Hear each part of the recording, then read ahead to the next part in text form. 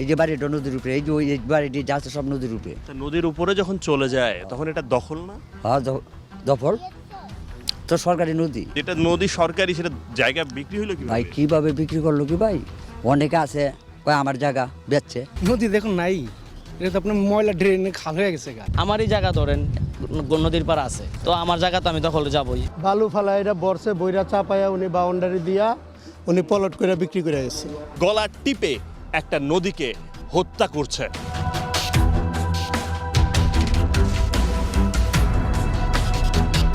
অত জটিল সমীকরণ নয়, পাখির চোখে দেখলেই সহজেই বোঝা যায় এটি কোনো খাল নয়, নদী, বুড়িগঙ্গা নদী। এর একটি অংশ বয়ে গেছে কেরানীগঞ্জ আটি বাজারের উপর দিয়ে, যুক্ত হয়েছে ধলেশ্বরী নদীতে।